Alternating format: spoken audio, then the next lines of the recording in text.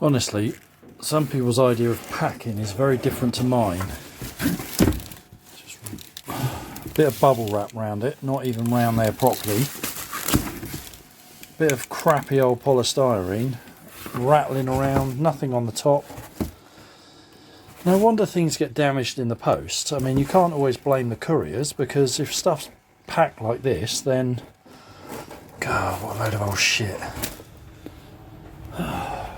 Right, here we go again with another bucket of crap that's been sent by someone and they haven't bothered packing it properly, and yeah, they've just arrived really damaged. So these are a pair of Barrels and Wilkinson's DM4s, which in all honesty I pretty much stole. I got them from next to nothing, because I knew one of them had a problem with a tweeter, and I think these are the 15 ohm variant of the HF 1300, so they're probably a bit more difficult to find. I bought them ages ago, and what I should have done is unbox them when I got them, but I didn't. The chap that sold them put one skin of bubble wrap around them and put them in an enormous box just with a load of broken up polystyrene in there, so they've been rattling around like nobody's business. And yeah, so anyway, that's my whinge out the way. If you're going to send these things, package them properly. Jesus, it's not difficult. Anyway, yeah, so cosmetically they're definitely not in good shape. This one isn't too bad. The veneer is knackered, but the box itself is nice and solid. This woofer's good. Nice free cone.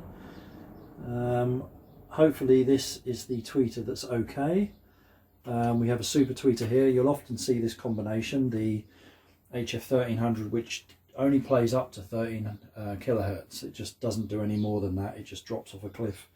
So you'll often see this tweeter with a super tweeter. So they really are a two-way with a super tweeter on top of the normal tweeter. So yeah, this arrangement is very common. Obviously it's in these. The Rogers LS 36s. I think some of the Spender speakers use them. So yeah, it's quite a common arrangement. I think Monitor Audio had a speaker as well with this setup. But so this one is okay. If they both arrived like this, I'd be quite happy. Whilst the cabinet needs a lot of work, I think we can salvage that. But I'll bring you in closer and we'll have a look at that one, because she ain't good. Right, okay, so straight away you can see this tweeter has just been smashed. I don't know how that's happened. I don't remember it looking like that in the pictures. I'm desperately hoping this is the one that doesn't work. If it is the one that works, I've got a few bits and pieces from an HF 1300, so as long as the voice coil is alright, the actual diaphragm and the magnet structure, I can replace the plastic. The cabinet here is sort of split and we are falling apart or breaking apart at the bottom here. There's a huge great whack to the back there, so that's all burst out. Yeah, not very good. But what's really annoying is this cone is absolutely rock solid. Before I started shooting this, I did take this driver out, and the whole magnet structure on the back was misaligned. So the magnet at the back is sort of made up of various different plates and things like that, and if they've shifted, might be the case that we've caught the bobbin and that's locked it in there. So I don't know, because it's a shame, because these are nice woofers. Yeah, so I think the best thing I can do is just strip them down completely, test all the drivers and see what's working and what isn't, and then I can, off the back of that, see what I need to do. The cabinets, yeah, I mean, I can clamp and glue and sand and fill, and hopefully make something out of those, but it's a shame. I mean, a good pair of these goes for 350 quid. I think I paid 50 for these, something like that, but really the only problem I was aware of was one of the HF 1300s not working, and clearly, yeah, it's all dead, all coming apart. So yeah, clearly we got a few issues. The covers aren't too bad. Cloth's a bit loose, but then it's only got a few staples in it. I don't know if that's original cloth. Hopefully not. I think B&W would have done a better job than that. But anyway, I'm whinging, so let's take this apart and see what we can find. Right, let's take the woofer out first. Like I say, I've already taken this out, and the parts of the magnet at the back were all dislodged. And I imagine they're sort of just glued together, and see the magnetic fields hold them together. But it might be the case that we just have to pull it all apart and realign everything. Okay, there we go. I think that's probably polypropylene. Might be wrong. But yeah, absolutely rock solid. So we've got push fit connectors on there, so we can take those off. Teeny tiny itty bitty wires, but yeah, this is all moved around, so you never know, you might be able to do something there.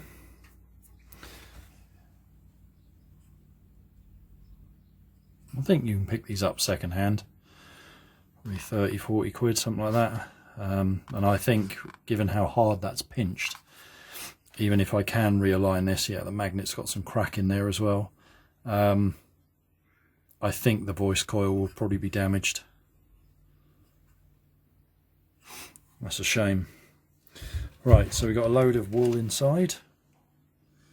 There you go. Take that out.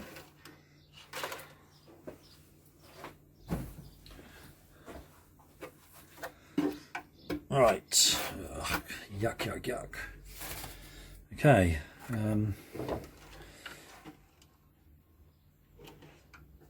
let's try and take out the 1300.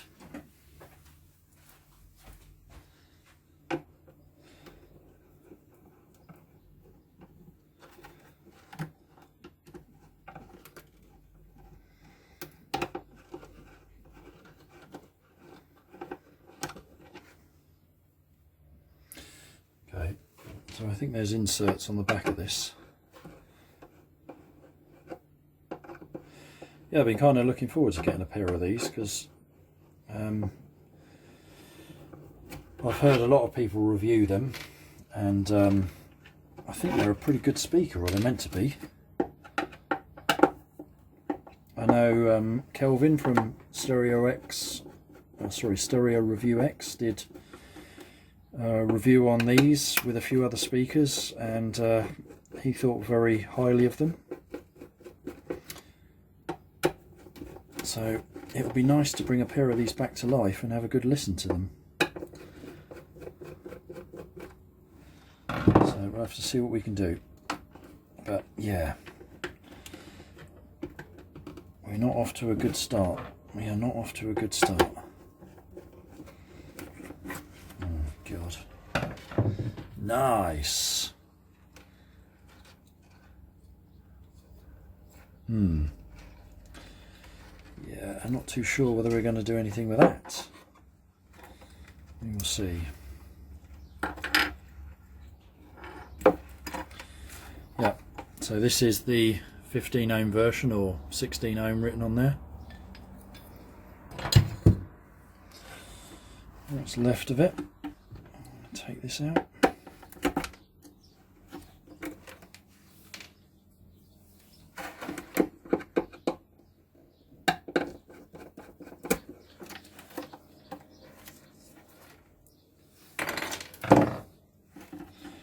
Bit annoying, the chap I bought this set of speakers from, I can't find on eBay anymore. Mind you, probably 6 months have passed since I bought these, so yeah, my fault really. Always check them, get them unboxed quickly.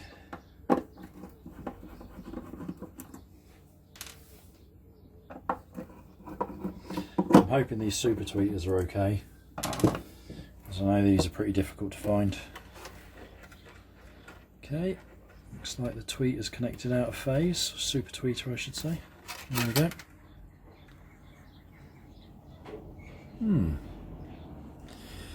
Very nice. Right, so we've got a plug in here. Figure out how that comes out.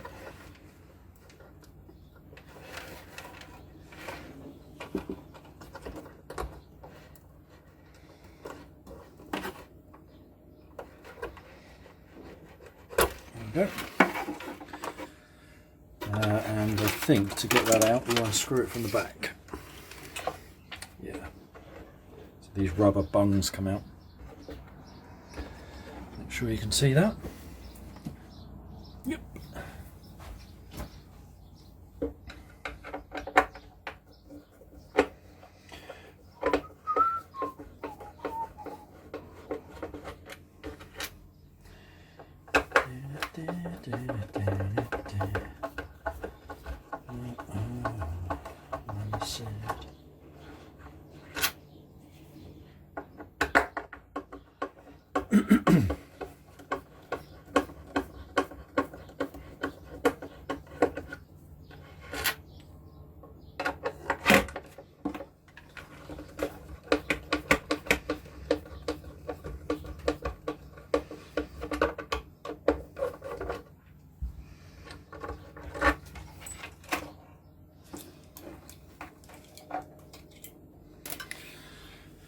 Right, okay, so we'll have to see what we can do with the cabinet. I'm sure we can repair that.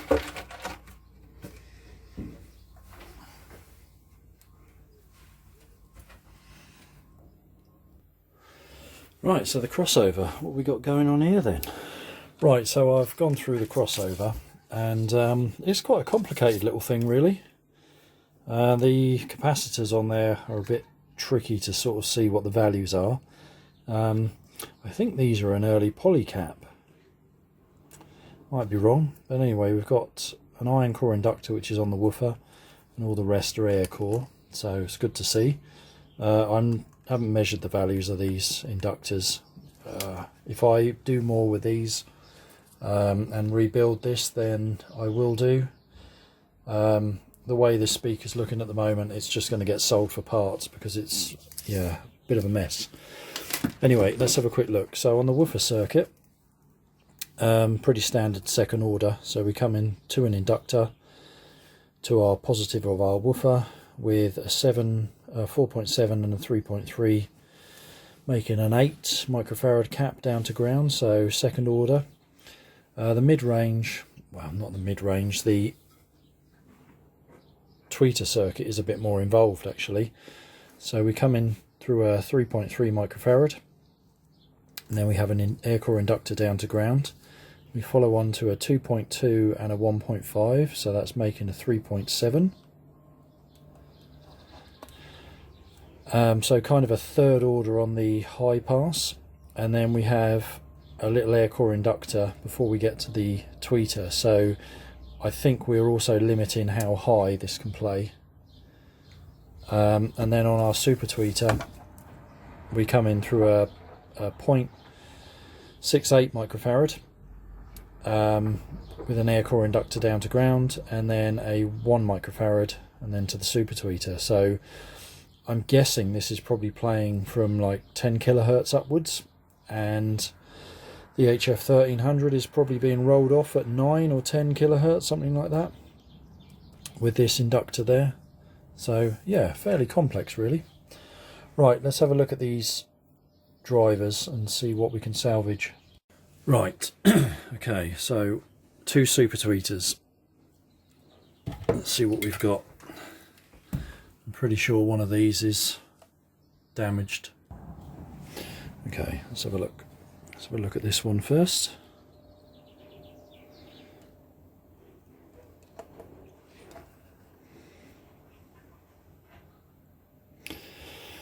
Good-o, that's testing as open circuit. And this one.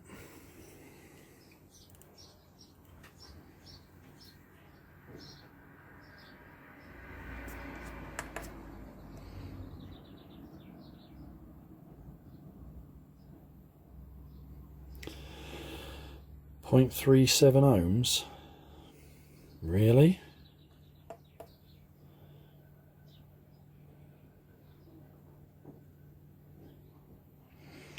.4 ohms.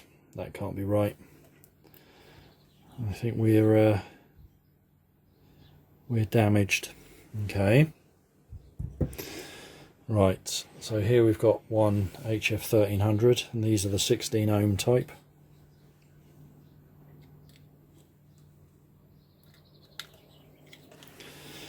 Let's have a look.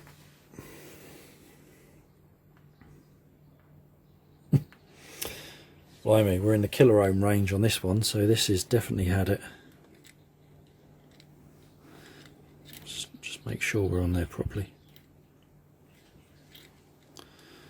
Right.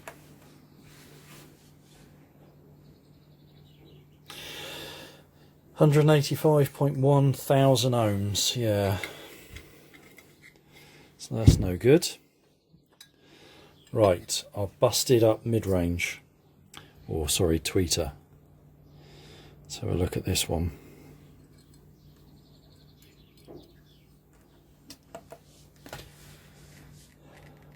Yeah, that's sounding okay. Right, 13.2 ohms. That's more like it. So even though the case of this one smashed to pieces, this is the one that was actually all right, which is a bit annoying. Obviously I can salvage the bezel off that one and solder on the lead wires. So okay, right, this knackered woofer, which is locked solid, let's see what we have on that.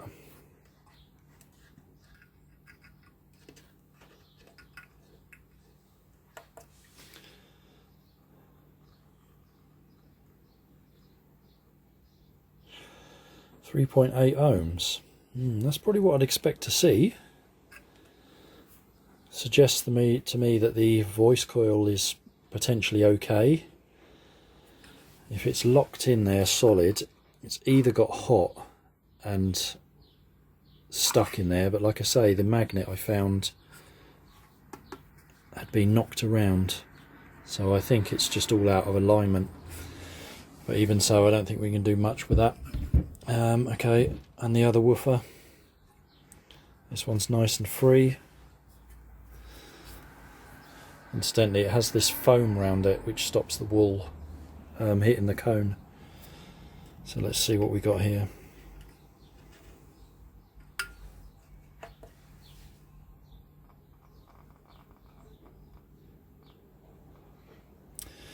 .5. Okay, both these woofers were manufactured on the 28th of January 1977. So we've got one good woofer. Both super tweeters have a problem. This is the tweeter that works, but it's smashed to bits. This tweeter doesn't work, but it's in one piece. And we've got this woofer that's the voice coil's measuring its DC resistance is okay, but it's locked up solid. Both crossovers appear to be okay. So what do we do with this lot? One of the cabinets is pretty mucked up. The other cabinet needs extensive repair, and out of all of this lot, I've really only got one driver that's any good. Yeah, so I don't know. Okay, I'm going to leave this video there, and I'll have a think about this. At least you guys have had a look inside one, and you can see what's what. yeah, I just don't think there's any point in doing anything with this. I'll just have to scrap it and sell it for parts. Maybe I'll rebuild the crossover with new caps, sell these as an upgrade part, because you can clearly just unplug it and plug it into your speaker. So that might be worth a little bit. But yeah, bit annoying really. Anyway, thanks for watching and catch you soon.